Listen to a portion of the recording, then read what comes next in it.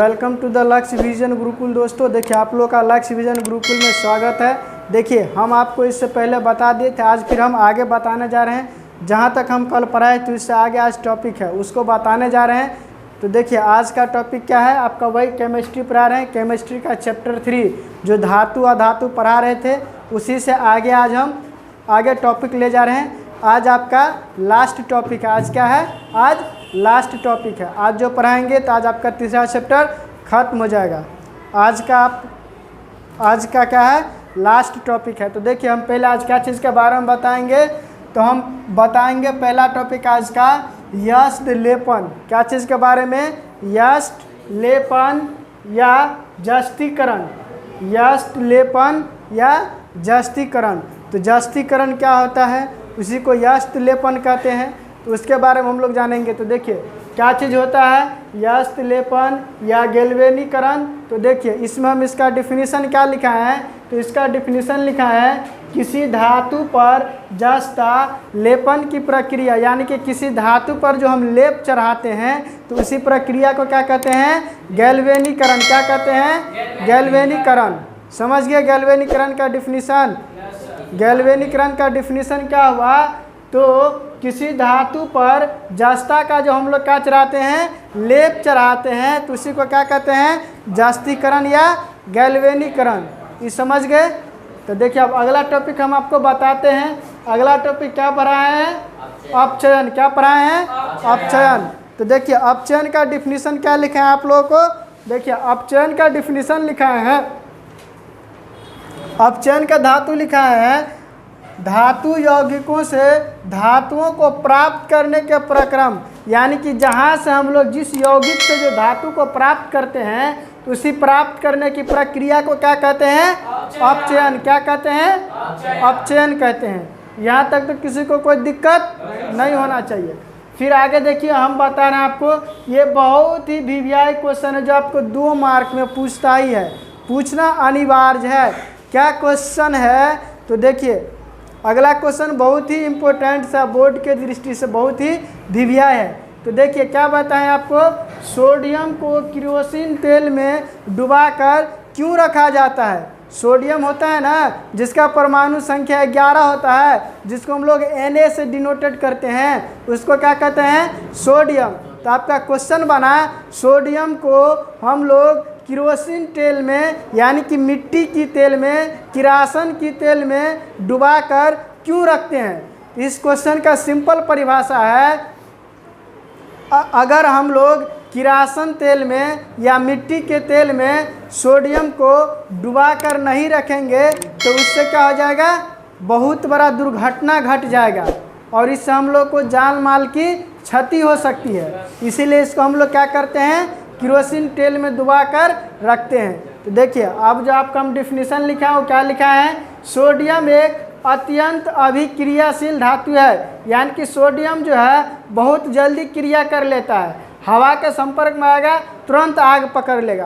तो यही कह रहा है आपको, सोडियम एक अत्यंत अभिक्रियाशील धातु है जो जल या वायु के संपर्क में, पानी या हवा के संपर्क में आते ही तीव्र गति से, यानी कि तेजी से अभिक्रिया कर लेता है। क्या कर लेगा, तेजी से अभिक्रिया कर लेता है और आग पकड़ लेता है। अभिक्रिया कर लेगा तो क्या आ जाएगा, आग पकड़ लेगा।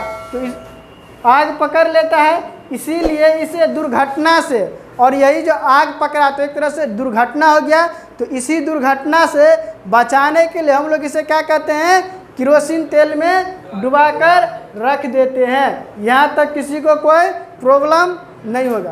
तो ये तो समझ गए हम लोग यहाँ तक। इसके बाद अब देखिए आप लोग, ये क्या चीज़ है, जैसे हम लोग को कहीं जाते हैं दावत पे या भोज उज खाने, तो भोज उज खाने के बाद जब पूरा भरपेट हो जाता है तो ऊपर से 2 मिठाई दे देता है, तो कितना आनंद आता है, बहुत मन प्रफुल्लित हो जाता है, ओ चलो मिठाई भी मिला।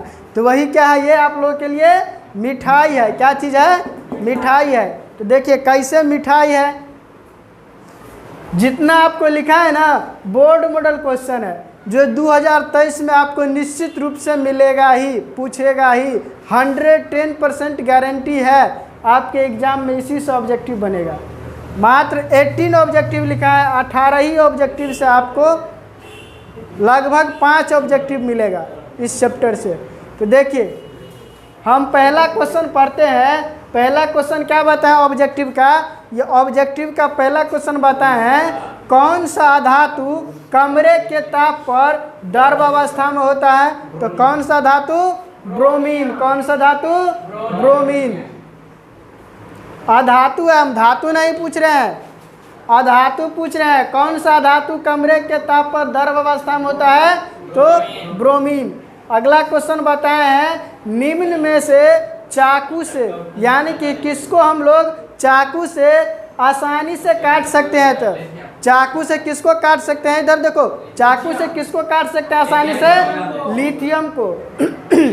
यही याद हो जाएगा ऑब्जेक्टिव क्वेश्चन, यही याद करते चल जाना है। देखिए उसके बाद लोहे की परमाणु संख्या, लोहे की परमाणु संख्या कितनी होती है? 26। लोहे की परमाणु संख्या 26, ये याद रहेगा।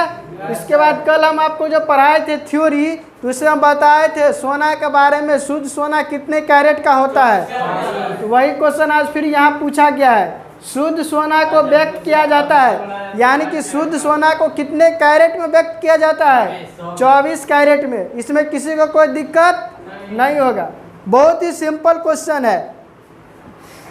अगला क्वेश्चन बताए हैं, धातुओं की प्रकृति होती है, यानी कि धातु का स्वभाव क्या होता है, धातु का नेचर क्या होता है, प्रकृति क्या होता है? तो धातु विद्युत धनात्मक होता है। धातु क्या होता है? विद्युत, यानी कि धातु में धनात्मक होता है, यानी कि विद्युत को अपनी ओर आकर्षित कर लेगा, अपनी ओर खींच लेगा। इसके बाद छठा क्वेश्चन बताए हैं ऑब्जेक्टिव। छठा ऑब्जेक्टिव क्या बताए हैं? सीसा और टीन की मिश्र धातु को क्या कहते हैं? कल भी पढ़ाए थे, आज फिर पढ़ा रहे हैं। सीसा और टीन की मिश्र धातु को क्या कहते हैं? सोल्डर। क्या कहते हैं? सोल्डर।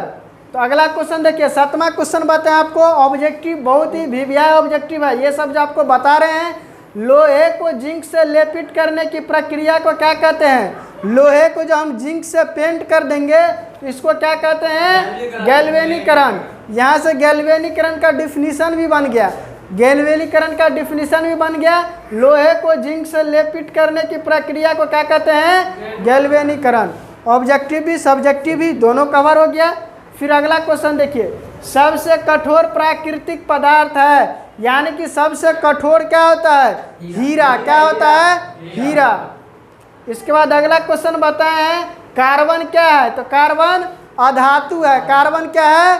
अधातु है, इसको याद रखिएगा। कार्बन क्या चीज़ है? अधातु है। फिर अगला क्वेश्चन देखिए, सिनेवार किसका अयस्क है? सिनेवार किसका अयस्क है? तो पारा का। सिनेवार किसका अयस्क है?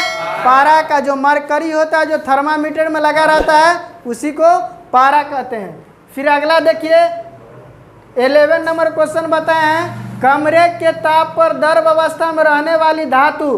कमरे के ताप पर द्रव अवस्था में रहने वाली धातु।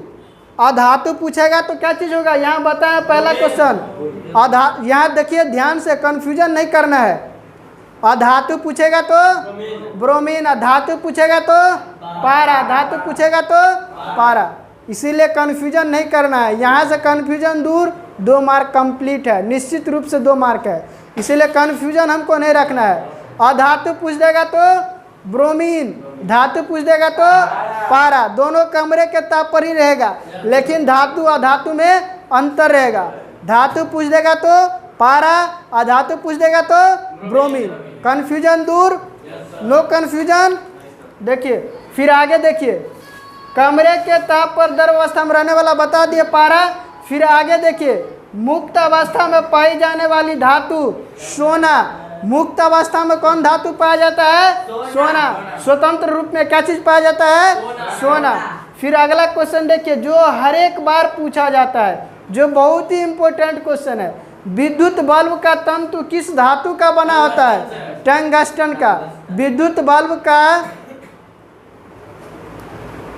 बल्ब का जो तंतु होता है वह किस धातु से बना होता है? टंगस्टन से। समझ गए? फिर अगला देखिए, 14 नंबर क्वेश्चन देखिए, एक धातु जिसे चाकू से आसानी से काटा जा सकता है, सोडियम। क्या चीज़ है? धातु जिसे आसानी से काटा जा सकता है, सोडियम।